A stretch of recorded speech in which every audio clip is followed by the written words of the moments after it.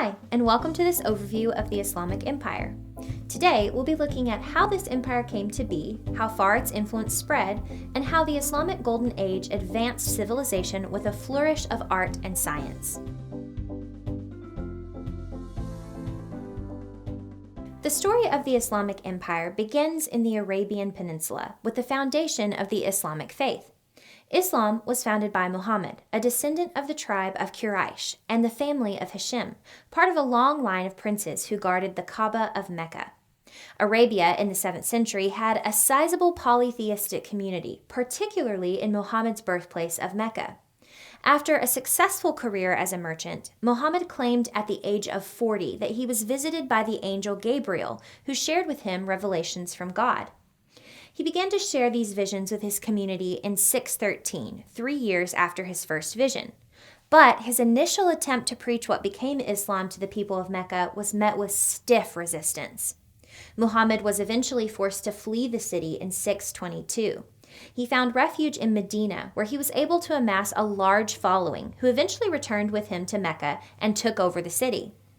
After only 3 years back in Mecca, where he continued to enthusiastically preach, Muhammad died in 632. By the time of Muhammad's death, almost the entire Arabian Peninsula had converted to Islam. It's after the death of Muhammad where the beginnings of the empire are truly found, however. Debate raged on as to who should be Muhammad's legitimate successor. Ali, the husband of the Prophet's daughter Fatima, had a strong claim to the role of caliph, which is the name for the political and religious ruler of Muslim lands. Ali, however, declined to press his claim. So the authority of the burgeoning Islamic caliphate went to Abu Bakr, Muhammad's father-in-law, close friend, and one of the first converts to Islam. Officially, Abu Bakr became the first caliph of what became known as the Rashidun Caliphate. After Abu Bakr's death in 634, control of the caliphate went to Umar. He was assassinated 10 years later, and Uthman, who had served as Muhammad's secretary, took over. After Uthman was murdered in 656 by rebels, Ali was elected caliph. Ali's reign marked the first period of civil bloodshed within the Islamic Empire, as he had to lead an army of more than 20,000 soldiers to defeat multiple rebel leaders. Likewise, Ali's reign marked a distinct break in religious cohesion as well. For those Muslims who believed that Ali should have been named caliph directly after the death of Muhammad, the first 3 caliphs didn't count. Those who believed Ali was the first rightful caliph became what are known today as the Shia, and those who followed Abu Bakr are now known as the Sunni. The religious and civil wars brought on by Ali's reign were not just happening on the home front. In the year after Muhammad's death, the newly created caliphate had launched a simultaneous offensive into Persia and Syria, with Syria falling to Muslim rule by 639 and Persia falling by 651. The invasion of Egypt began in 639 and was complete by 641. But as the empire grew, it also became difficult to control. A major threat to Ali's rule in Syria became apparent, where its governor Muawiyah had declared himself caliph with the backing of his family, known as the Umayyads. Over the course of dozens of battles between the two sides, both Ali and Muawiyah had significant losses in troops. An uneasy truce was formed, which angered some in Mecca. 3 such bothered individuals resolved independently from each other to assassinate Ali, Muawiyah, and Muawiyah's friend Amr ibn al-As, then ruling as viceroy in Egypt. When they struck in 661, Amr was spared due to a case of mistaken identity. Muawiyah was severely wounded in Damascus, but Ali did not have the same luck as the others and was successfully killed. After escaping assassination, Muawiyah continued to reign as the first caliph of the Umayyad Caliphate until 680. Importantly, under the Umayyads, the caliphate became hereditary rather than elective. More conquests were on the horizon for the expanding Islamic Empire as the 8th century began. The Byzantines in North Africa, faced with the threat of paying steep monetary tribute to the Umayyads if they were conquered, attempted to extort as much in taxes as they could from the local populations. Unfortunately, this only made those populations more amenable to possible Muslim rule, and the Umayyads eventually conquered the region by 709 under the leadership of Muawiyah. The Islamic Empire reached the very height of territorial power during the Umayyad Caliphate, stretching from modern-day Spain in the west to India in the east, and from Yemen in the south to Chechnya in the north. This vast territorial expansion was not met with universal approval. Especially in Spain, Christian kings attempted to reclaim the territory conquered by the Umayyads in an effort called the Reconquista, or the Reconquest. Started in 722, it was a contentious, multi-century affair that placed the Muslim caliphates against the Christian West. While Umayyad-controlled Spain became a contentious battleground between opposing Muslim and Christian forces, it also displayed excellent examples of the empire's cultural achievements. Spanish, Christian, and Islamic cultures combined in splendid form. The Umayyad capital of Cordoba proved to be an architectural marvel, with hundreds of mosques, schools, baths, and hospitals built during Muslim control. These vast realms of the Umayyads, filled with splendor and a multitude of contestants for the caliphate, soon entered another civil war. In 750, the Umayyads were overthrown by the Abbasid Caliphate, who quickly took over most Umayyad-controlled territories, with the exception of Spain.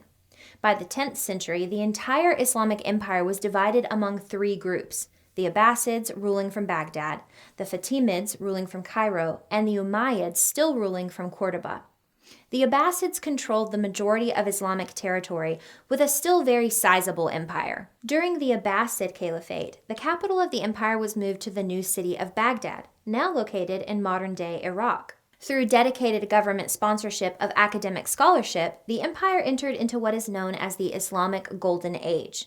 This period of advancement in fields such as math, art, literature, and architecture lasted from the beginning of the Abbasid Caliphate in the 8th century until the mid-13th century. The most well-known Abbasid caliph of this age was Harun al-Rashid, who ruled from 786 to 809 and established the House of Wisdom in Baghdad. At the House of Wisdom, scholarly texts that had been originally written in languages such as Greek, Persian, Indian, Chinese, and Egyptian were collected and translated into Arabic by state-sponsored scholars. Other Muslim rulers mirrored the Abbasid example. The Royal Library of the Umayyads in Spain reportedly contained 600,000 volumes, and 70 public libraries were opened in Muslim Spain over the course of their rule. The wide usage of paper entered the Muslim dominions from China, while mathematicians discovered new geometric patterns and developed our modern system of Arabic numerals and algebra. Equally important were the advancements made in medicine. Not only were hospitals built widely throughout Spain, but across the entire Muslim world. Advancements were also made in hygienic practices, treatments, disease identification, and many other fields. Two of the few reliable constants in the world are change and upheaval, and the Abbasid Caliphate was no exception.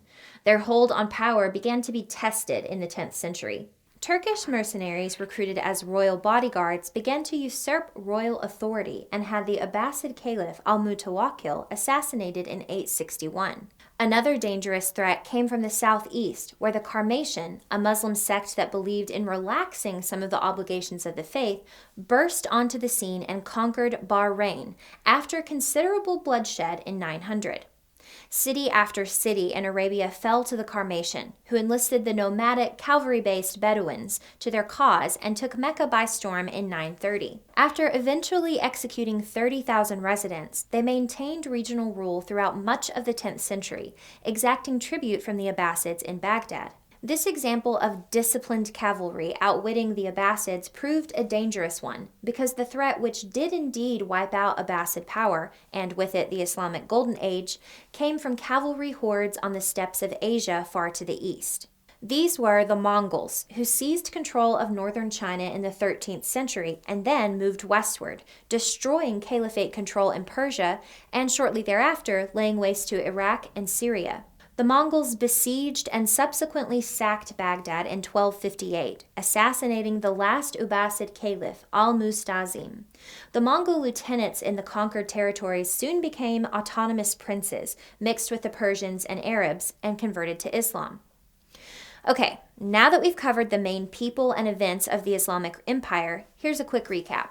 Islam, originating at the start of the 7th century AD, spread throughout the surrounding areas by way of trade, conquest, and missionaries. Within a few decades, an empire was formed, spanning 3 continents. As time passed, more and more military conquests allowed the empire and religion to spread rapidly. The Umayyads began developing political structures, and their successors, the Abbasids, sought to shift to a centralized government. The Islamic Golden Age flourished under the Abbasids, coming to an end as the Mongols successfully laid siege to Baghdad in 1258. I hope this review is helpful. Thanks for watching and happy studying.